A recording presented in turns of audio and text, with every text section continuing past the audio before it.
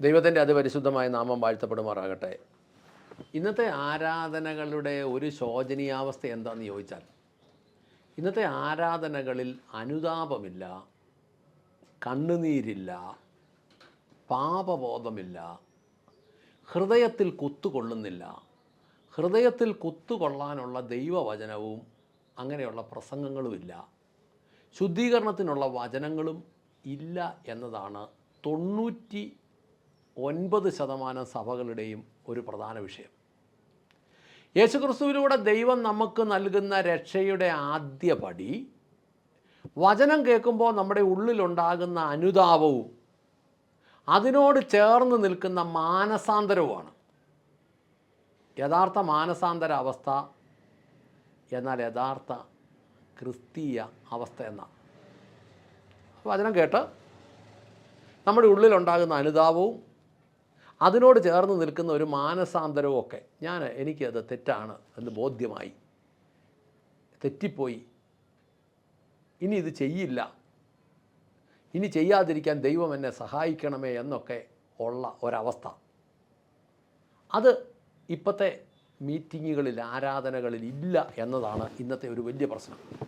ഒരു വാക്യം വായിക്കാം. അപ്പസ്തോലപ്രവൃത്തി 17-ാം അധ്യായത്തിൻ്റെ 30-ാമത്തെ വാക്യം ഇങ്ങനെ പറയുന്നു: കഴിഞ്ഞ കാലങ്ങളിൽ ദൈവം അങ്ങനെയുള്ള അജ്ഞതയെ അവഗണിച്ചിരുന്നു, എന്നാൽ ഇപ്പോൾ എല്ലായിടത്തുമുള്ള എല്ലാവരും മാനസാന്തരപ്പെടണമെന്ന് അവിടുന്ന് ആജ്ഞാപിക്കുന്നു.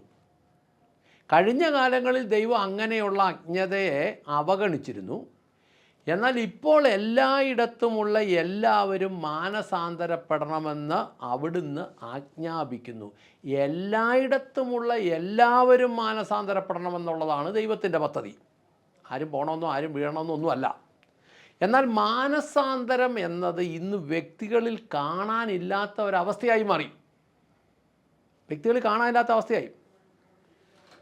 വചനം കേൾക്കുമ്പോൾ ഉണ്ടാകുന്ന അനുതാപവും അതുകൊണ്ട് നമുക്കുള്ളിൽ ഉണ്ടാകുന്ന മാറ്റവുമാണ് സത്യത്തിൽ മാനസാന്തരം. വചനം കേൾക്കുമ്പോൾ ഉണ്ടാകുന്ന അനുതാപവും അതുകൊണ്ട് നമുക്കുള്ളിൽ ഉണ്ടാകുന്ന മാറ്റവുമാണ് മാനസാന്തരം. അതായത് മാനസാന്തരപ്പെട്ട ഒരു വ്യക്തിയുടെ ഹൃദയത്തിൽ മാറ്റമുണ്ടായി, അവൻ്റെ ചിന്താഗതികളിൽ മാറ്റമുണ്ടായി, ജഡത്തിൻ്റെയും ലോകത്തിലേക്കുള്ള തൻ്റെ ദൃഷ്ടിയെ മാറ്റി വചനത്തിൽ കൂടി ക്രൂശിതനായ യേശുവിനെ തൻ്റെ രക്ഷകനെന്ന് ഏറ്റുപറഞ്ഞ് തൻ്റെ ഹൃദയത്തിൽ അതിനെ വിശ്വസിക്കുന്നവൻ രക്ഷിക്കപ്പെടുന്നു എന്ന് പറഞ്ഞാൽ, ഇച്ചിരി ലളിതമായിട്ട് പറഞ്ഞാൽ, വചനം കേട്ട് താൻ കടന്നു പോയിക്കൊണ്ടിരിക്കുന്ന വഴികൾ തെറ്റാണെന്നുള്ള ബോധ്യത്തിലൂടെ തൻ്റെ ചിന്താഗതിയും തൻ്റെ ദൃഷ്ടികളും ഒക്കെ ലോകത്തിൽ നിന്നുള്ളത് മാറ്റി കർത്താവിൻ്റെ മുഖത്തേക്ക് നോക്കി അവൻ്റെ വചനത്തിൻ്റെ വ്യവസ്ഥയ്ക്ക് നിൽക്കാമെന്നുള്ള തീരുമാനം, അതായത് മാനസാന്തരത്തോടുകൂടി അവനെ സ്വന്തം രക്ഷിതാവും കർത്താവുമായി സ്വീകരിക്കുമ്പോൾ ഒരുത്തൻ രക്ഷിക്കപ്പെടുന്നു എന്ന് നമ്മൾ ബൈബിളിൽ നിന്ന് വായിക്കുന്നു. അപ്പസ്തോലപ്രവൃത്തി 2-ാം അധ്യായത്തിൽ അതിൻ്റെ 36 മുതൽ 39 വരെ നമ്മൾ വായിച്ചാൽ, ആകയാൽ നിങ്ങൾ ക്രൂശിച്ച ഈ യേശുവിനെ തന്നെ ദൈവം കർത്താവും ക്രിസ്തുവുമാക്കി വെച്ചു എന്ന് ഇസ്രായേൽ ഗൃഹമൊക്കെ നിശ്ചയമായി അറിഞ്ഞുകൊള്ളട്ടെ. ജനങ്ങൾ അത് കേട്ടിട്ട് ഹൃദയത്തിൽ കുത്തുകൊണ്ടിട്ട് പത്രോസിനോടും മറ്റ് അപ്പസ്തോലന്മാരും, സഹോദരന്മാരെ, ഞങ്ങൾ എന്താണ് ചെയ്യേണ്ടത് എന്ന് ചോദിച്ചു. പത്രോസ് അവരോട് പറഞ്ഞു: നിങ്ങൾ മാനസാന്തരപ്പെട്ട് ഓരോരുത്തരും യേശുക്രിസ്തുവിൻ്റെ നാമത്തിൽ സ്നാനമേൽക്കുക, എന്നാൽ നിങ്ങളുടെ പാപങ്ങൾ മോചിക്കപ്പെടും. പരിശുദ്ധാത്മാവ് എന്ന ദാനം നിങ്ങൾക്ക് ലഭിക്കും.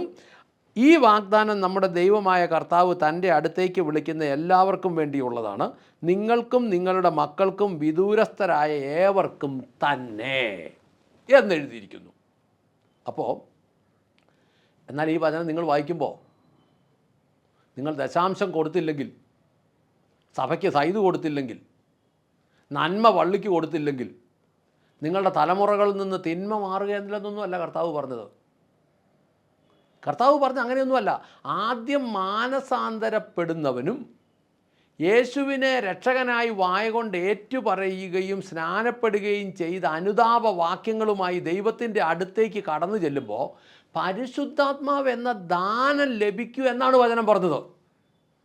അവൻ വരുമ്പോൾ പാപത്തെക്കുറിച്ചും നീതിയെക്കുറിച്ചും ന്യായവിധിയെക്കുറിച്ചും ഒക്കെ ബോധ്യം വരുത്തുമെന്നാണ് പറഞ്ഞത്.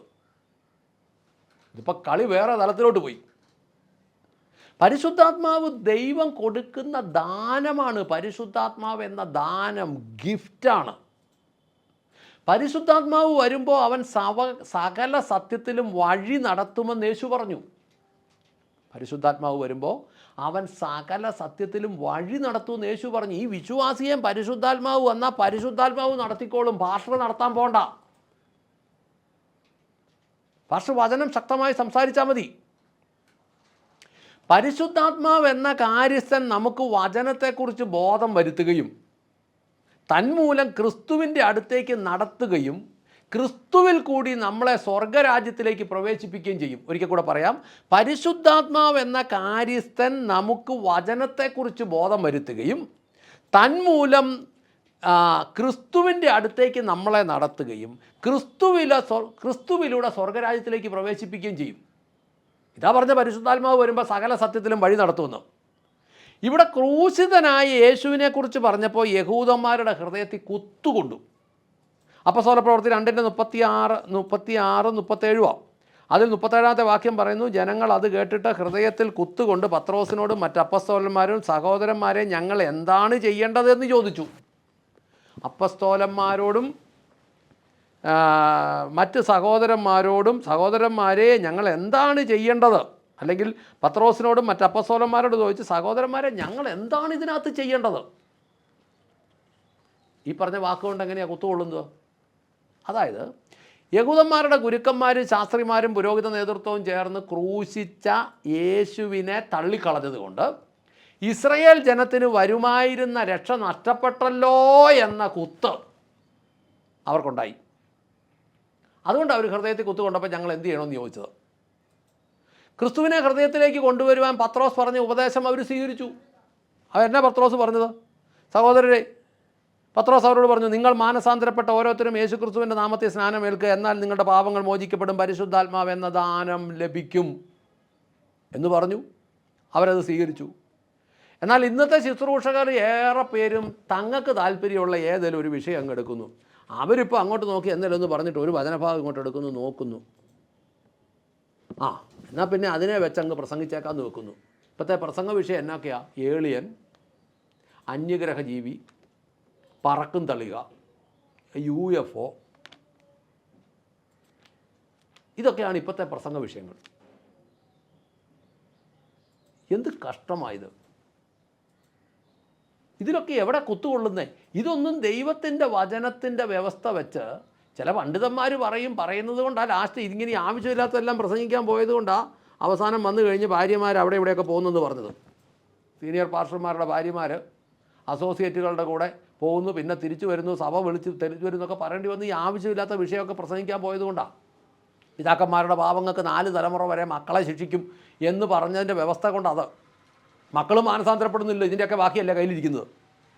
അപ്പോൾ ഇന്നിപ്പം താല്പര്യമുള്ള ഒരു വചനം എടുത്ത് അങ്ങോട്ട് കുത്തുന്നു. സഭയിലിരിക്കുന്ന വിശ്വാസികളെ കുത്തണമെന്നുണ്ടെങ്കിൽ ഗലാത്യ ലേഖനം എടുക്കുന്നു. ഹേ ബുദ്ധി കെട്ടിയ ഗലാത്യരേ, ഞാനിപ്പോൾ പറയുന്നത് എന്താ വെച്ചാൽ ഹേ ബുദ്ധി കെട്ട മനുഷ്യരേ എന്നും പറഞ്ഞ് ജനത്തിനെ കുത്തുന്നു.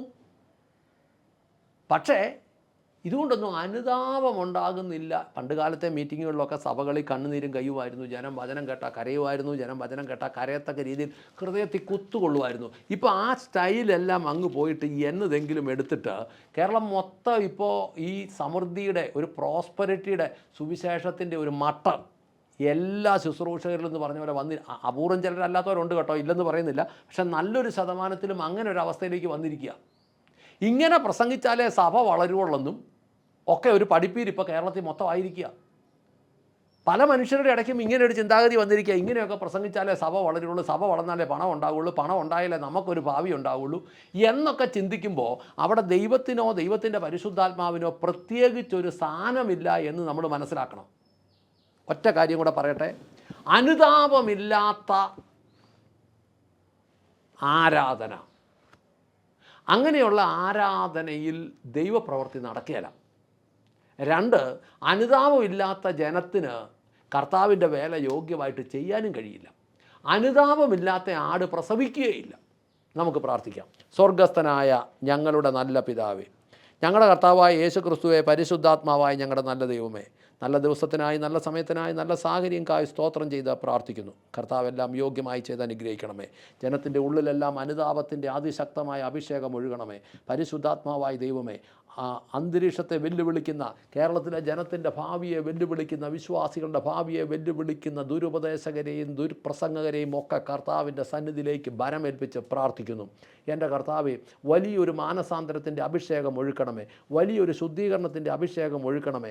അനേകർ ശക്തി പ്രാപിപ്പാൻ ദൈവം ഇടയാക്കണമേ. സകല പൈശാചിക ബന്ധനങ്ങളും നസ്രയനായ യേശുവിൻ്റെ നാമത്തിൽ കലങ്ങി ഇളകി മറിയുന്ന കടലിൽ പോയി ചേർന്നിട്ട് സകലരും അനുഗ്രഹം പ്രാപിപ്പാൻ ഇടയാക്കണമേ എന്ന് പ്രാർത്ഥിക്കുന്നു. പ്രാർത്ഥന കേട്ട് അനുഗ്രഹിച്ച കൃപയ്ക്ക് നന്ദി. യേശു ക്രിസ്തുവിൻ്റെ ധന്യമുള്ള നാമത്തിൽ തന്നെ. ആമേൻ, ആമേൻ, ആമേൻ.